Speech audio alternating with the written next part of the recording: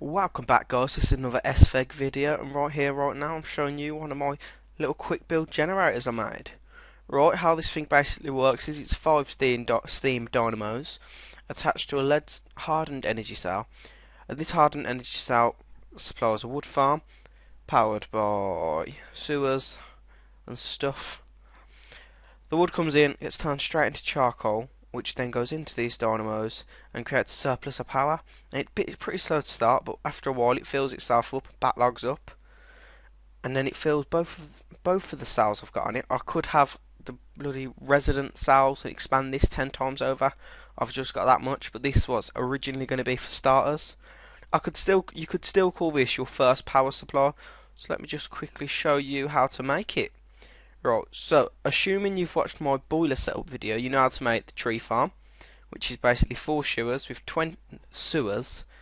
24 cows on, 6 per sewer, all attached to a composter, feeding into a fertilizer, harvester over here. We've got a sprinkler on the side from open blocks, that makes it a little bit faster, and the planter is underneath on a 3x3. Then I've got ender chests carrying everything to everything, so the output from the harvester goes in a blue, white, white ender chest. This ender chest is blue, white, white, and it whitelists jungle saplings to go back into the planter. Whereas this one is also blue, white, white, and it blacklists saplings, so it brings out the vines and the jungle wood. This row of furnaces supplies that, but any surplus wood or charcoal we get goes into this better barrel, which goes into a tesseract. So we could make this mobile and just attach it to the tesseract anywhere in our world. That is the point of this. In my own personal world, I've got a giant setup of tree farms, and I've got something crazy like 80,000 wood, just ridiculous, and I'll turn that thing off most of the time. So anywhere I want to go, I can just set myself up a little engine, some tesseracts, and I'm good. But anyway, let me quickly show you how to throw together this little generator setup. Right, so we're going to start off with an aqueous accumulator for the water generation. Now it's not too bad. It's not the best setup in the world. It's not the worst. Straight here, and then we get fluid ducts. Just any fluid duct would do. You don't need the see-through ones. The opaque are fine. And then you put one. Oh, sorry, I forgot the conduits. Now this only works with 5 due to the amount of amount of power the hardened can take. But if you were doing this with redstone conduits and resident energy cells, you can do this with as many of these as you want. They only do 80 redstone flux per tick per dynamo, so it's not too shabby. Right, and then underneath I run the cable from the other side. 1, 2, 3. Of course, I'm in creative mode. This was going to be for beginners, but then I realised the potential. So put a hardened energy conduits here. Bring it straight up to meet this wire. I'll fill that in later. We bring it up, and we're going to meet it about here.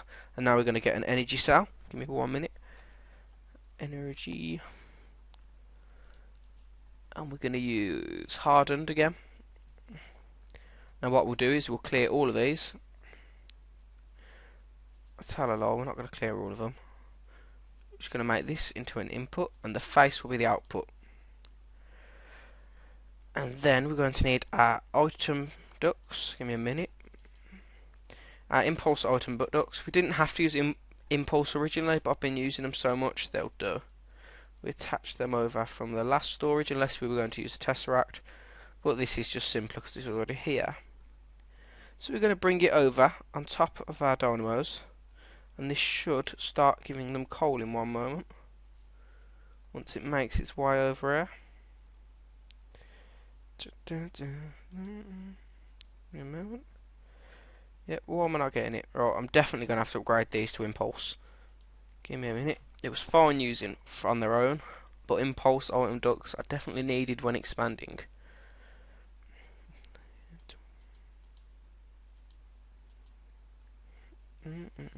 I do hate creative mode flight. It's quite useless. Oh, that was a lot of charcoal that went everywhere. Give me a minute, I'll just set this back up. And our energy should be fine because we've got a surplus of power built up inside of the actual, what are they called? Inside of the engines themselves. Oh, is that auto outputting? Yes, it is. Right, so let's just check these are getting powered over here. Here comes the charcoal. Full, full, full. Why are you not powered? Most definitely, why are you not powered? Got water and they haven't got water. Ah, I didn't flip this. Maybe I did.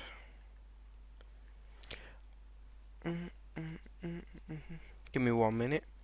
Just flip this in, make it like that. These should all now be getting water. No, why am I mistaken? What's going on here? So you've got water. I've used item ducts. That's awkward. Give me 1 minute. Fluid. When it wants to load. Fluid duct. Move, cow, you're in the way. Seriously, cow, you're in the way. 1, 2, 3. And we have power. 3. Right, we're going. Is this powering up? So it's going up, and it is going up at 8, 16, 24, 30. 400 redstone flux per tick. Of course, you could increase that by changing these to redstone and hooking up more engines. As you can tell by our surplus of wood and coal, we've plenty to go. And it's still going up, even with 6 more engines attached. It's still going up. Our charcoal, is that still going up? Not as much, so I'd probably have to add another couple furnaces. But then we'll be all fine. Alright guys, I hope you enjoyed this quick little video. I've been S-feg. Leave comments, likes, or whatever in the description. And thank you very much.